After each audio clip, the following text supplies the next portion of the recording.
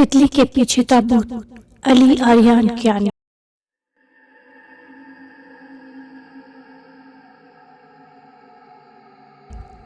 दुनिया का ताबूत उठाकर वो अपनी मान से बाहर आ गया।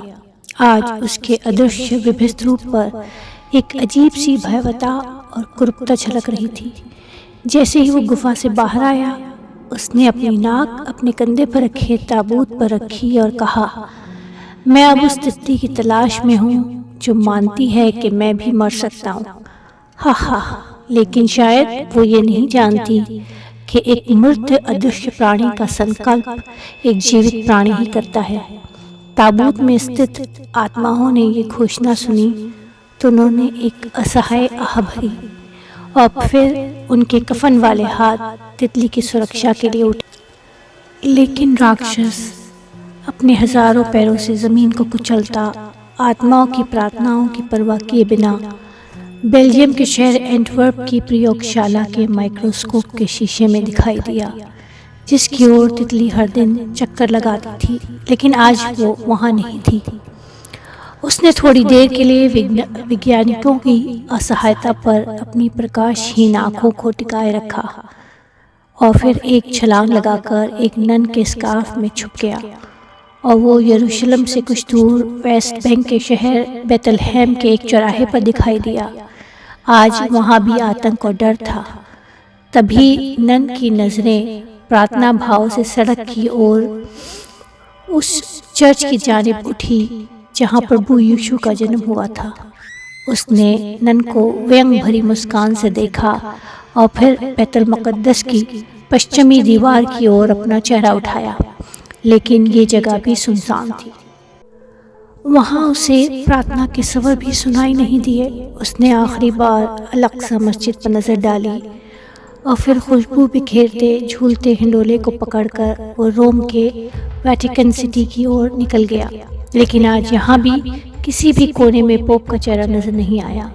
शायद वो तितली सऊदी अरब के मक्का शहर में चली गई है।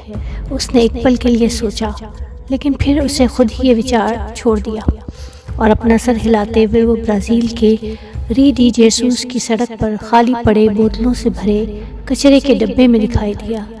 लेकिन यहाँ भी उसका दिल ज़्यादा देर तक नहीं लगा और फिर उसने अपना चेहरा भारत के राज्य बिहार के एक बहुत पुराने मंदिर की ओर उठाया। लेकिन यहाँ भी मंदिर की घंटियाँ खामोश थी और महान पंडित, साधु और जोगी सभी डर से भूमिगत हो गए थे। इस बार वो दिल खोलकर हंसा और उसकी हंसी की गूंज अभी भी हवा में थी कि वो दुनिया का ताबूत कंधे पर उठाए पाकिस्तान के रावलपिंडी शहर के एक ऐसी संकरी और अंधेरी गली में निकल पड़ा जहाँ इन विद्वानों के डेरे थे, जिनकी सांसों से दुनिया का चक्कर लगाते लगाते थक गई थी और अब उन्हें अपनी सांसें बाहर निकालनी थी। वो उस गली में एक बोर्ड के सहारे झुककर कुछ देर तक हंसता रहा, लेकिन फिर जैसे ही उसका ध्यान उस तितली पर गया, उसकी कामुकता मर गई और उसके अदृश्य अस्तित्व में अपने ही विनाश के डर से एक रोमांच दौड़ गया। और फिर जैसे ही उसका अदृश्य अस्तित्व को पर लग गए हों और वो दुनिया का ताबूत अपने कंधों पर लेकर एक बार फिर हवा हो गया।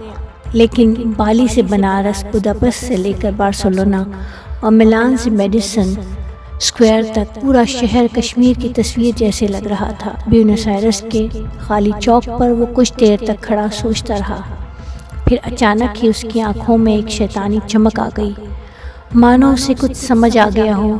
इसके तुरंत बाद वो दक्षिण पूर्वी तमिलनाडु के एक भूतिया शहर में एक फूल के रूप में प्रकट हुआ।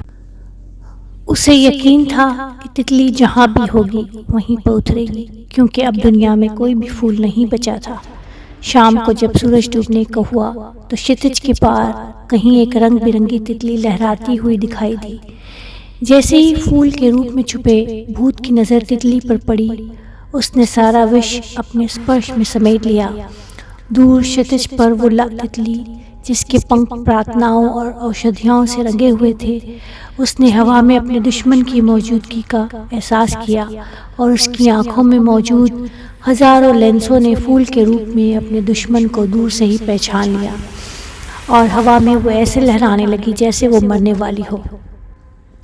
और फिर देखते ही देखते उस सदियों पुराने बंजर कब्र के पत्थर पर गिर पड़ी और छटपटाने लगी। ये दृश्य देखकर भूत अपने विकराल रूप में प्रकट हुआ और अदृश्य चेहरे पर भयानक मुस्कान लिए तितली को ख़त्म करने के लिए उसकी ओर दौड़ा और अचानक अधमरी अधजिंदा तितली के ठीक सामने आ गया और बेहद घृणित तरीके से उसके मुंह से निकला ई रका। जैसे ही उसने तितली के शरीर में प्रवेश किया, उसे लगा जैसे तितली उसके हर कण में उतरती जा रही हो और उसका अदृश्य अस्तित्व तितली में घुल रहा था। दुनिया का ताबूत एक तरफ गिरकर खुल गया और उसमें बंधी आत्माएं खुशी से एक दूसरे से लिपट गईं। फिर जैसे ही राक्षस के मुंह से आखिरी दिल दहलाने वाली चीख निकली, तितली उसके अदृश्य अस्तित्व से बाहर निकल गई और अमेरिका के एरिज़ोना के फिनिक्स शहर की ओर उड़ गई।